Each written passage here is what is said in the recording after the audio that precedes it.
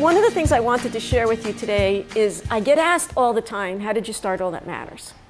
And it's a story of being open, so I thought it's a good story to share today. So we started, I was a young mother. I had, my husband David is a chiropractor. I had helped him build his practice. I have and had 5 children. I always get confused about that because when I say I had 5 children, my children remind me that I still have them. But at the time I had 5 children, and they were getting a little older. And I had run into a challenge in my life that was causing a lot of challenge for me. So it was bringing, whenever you have challenges, it's a time of introspection and questioning life, right? And so I had one of those big challenges in my life. And one of the things that started to come up is, what do I want to be when I grow up? Because I had spent the last 20-something years pretty dedicated to being a mother. And it was a scary thought to even ask myself that.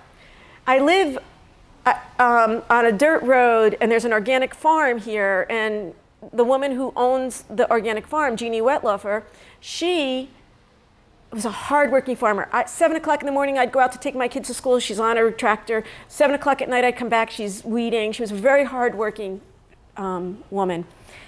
Her back went. Like my husband, who's a chiropractor, looked at her MRI and went like, oh. So for the whole summer, she could not farm.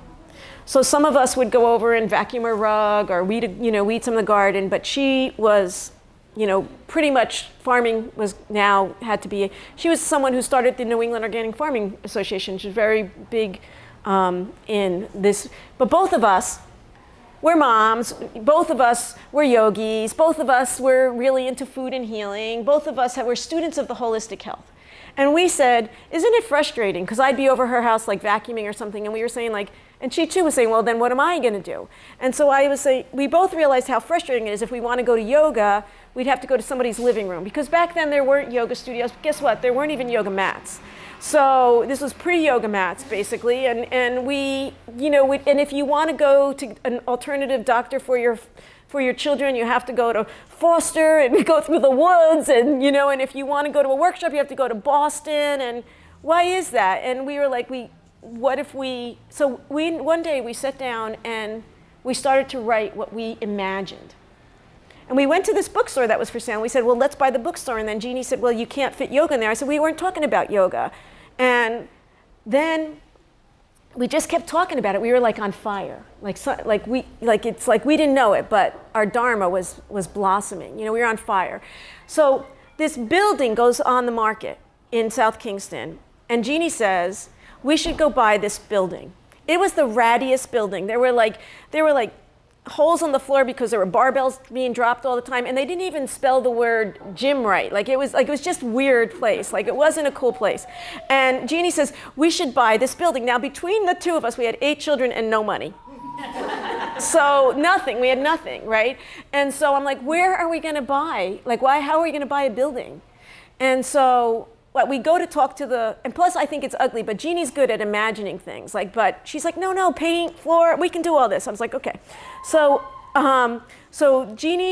go to the realtor and say, what's the deal? And he says, you got to put $10,000 on it in the next week because someone else is looking for it and it needs a $10,000 deposit.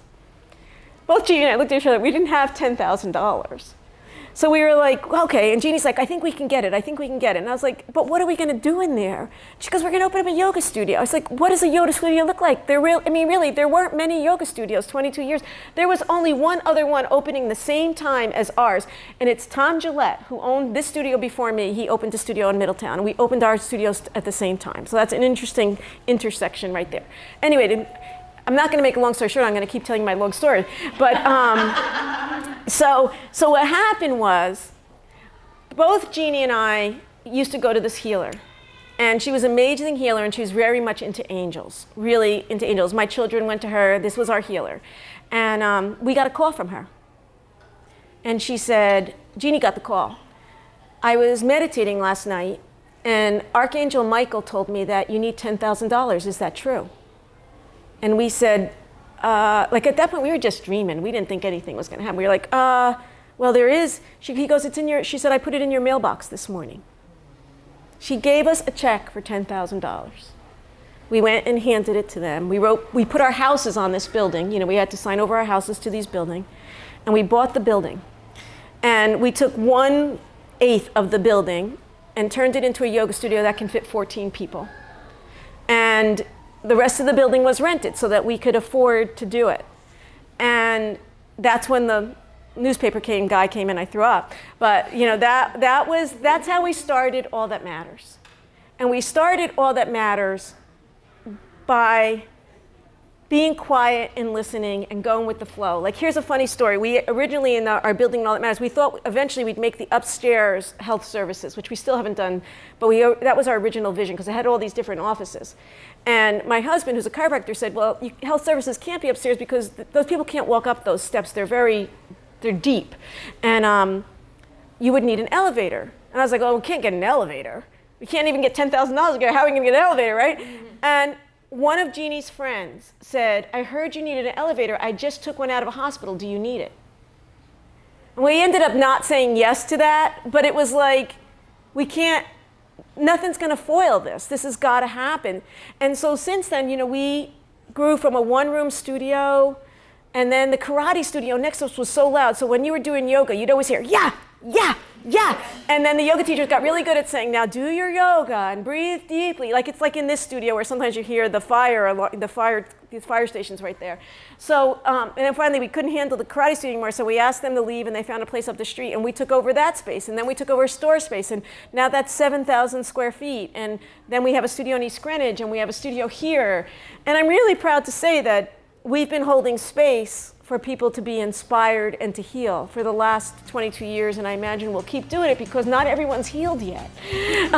Because the earth still needs to find, you know, as humans, we still need to, a place to be in community with others and to be reminded of the important practices that are going to keep us healthy and well.